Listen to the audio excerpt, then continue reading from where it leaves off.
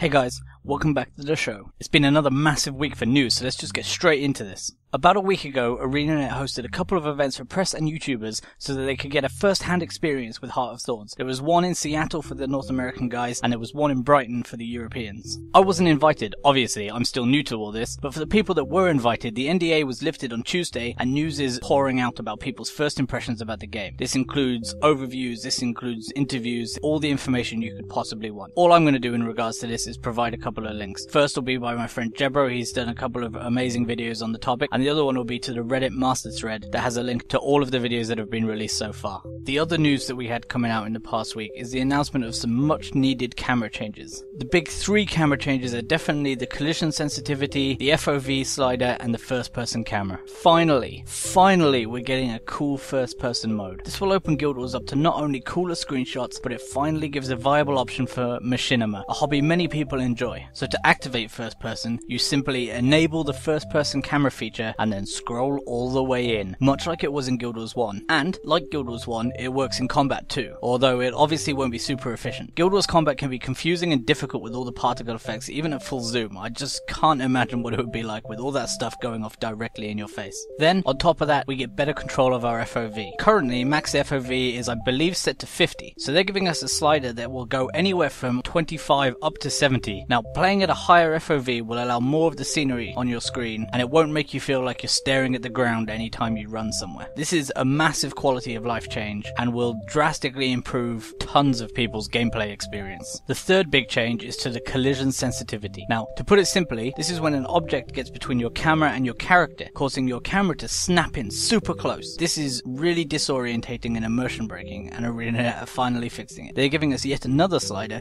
that allows us to set just how many things have to occupy our screen before the camera snaps. This means we can finally run through zones and not get snapped because we happen to run past a birch tree. On top of these big three changes, they're also making lots of smaller ones too. We've got the position slider, which currently offsets the camera slightly left or right as well as slightly up or down. That's now being split into two sliders, horizontal and vertical. This allows you greater control over the placement of your camera. Going all the way one direction, for example, will allow you to create an over-the-shoulder view, keeping the center of your screen clear. And finally, we're getting some base under the hood changes. They're changing the camera to always focus on a character's head. This will make Norns feel taller than Asura. However, this may make jumping puzzles and things more difficult for Norns, so they're also adding an adjust camera to character height toggle. When this is unchecked, the camera will move to a consistent position above your character's feet, regardless of the character's size. All in all, these are some great changes that will make quality of life so much better. So thanks to Brandon and his team for these.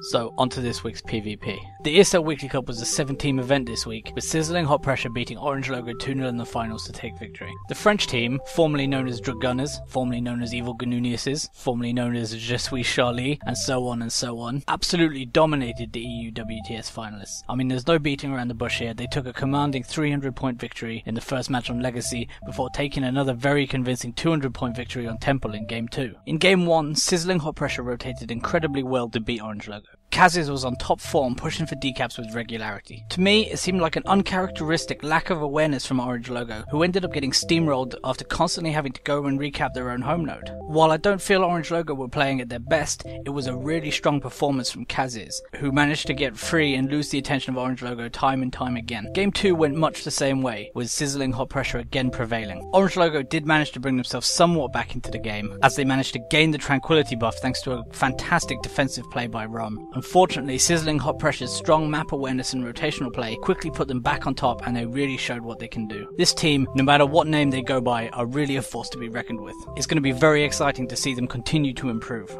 Saturday we had our bi-weekly Tournament of the Gods, and incredibly, we are now officially sponsored by ArenaNet with a prize pool of 14k gems to be split between first and second place. This is huge for us, and I just have to say thank you to Grouch and ArenaNet for making this happen. I was joined this week by the organizer and host of the North American Academy Gaming Weekly, Storm, and we were witness to the first ever 3-match game in our brief history as a tournament. In the semi-final, Don't Know What to Do and Tasty Tears went the full 3 rounds, with Tasty Tears eventually coming out on top after some rotational mix-ups by Don't Know What to Do on Kylo. They did admit afterwards that they haven't practiced that much on Kylo, so hopefully we'll see them again in 2 weeks after some practice on all 3 maps. Game 1 was by far the closest game of the round, and also the only game to go the full distance. Both games 2 and 3 ended in GG's with points left to go as one team began to run away with it. Then in the final, we had Made in China take out Tasty Tears 2-0. In a back and forth game 1, Made in China ultimately played a smart rotational game, winning their small scale fights and pushing Tasty Tears into matchups that they didn't like. This led to a 100-point total lead with only 20 points left to play for and a GG from Tasty Tears. Game 2 initially looked like it was going to go Tasty Tears' way. They already had 80 points on the board before Made in China even picked up their first point. Unfortunately, 2 consecutive near team wipes on the part of Tasty Tears led to a dominant 3-cap for Made in China that they held essentially for the rest of the game. It was a disappointing finish for Tasty Tears, but they are already signed up for our next tournament, so hopefully we'll see them come back even stronger than ever.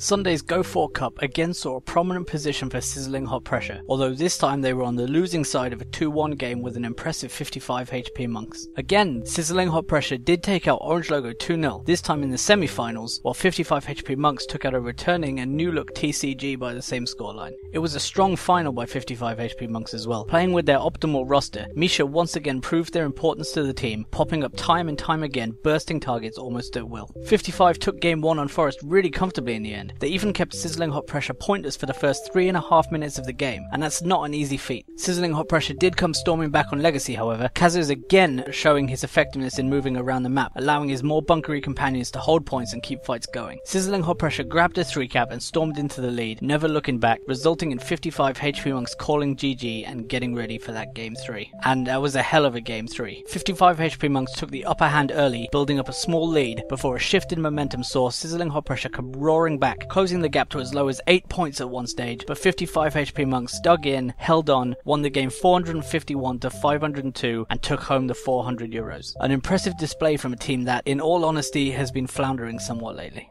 That's all from me this week guys, thank you very much for watching, and I will see you all next time.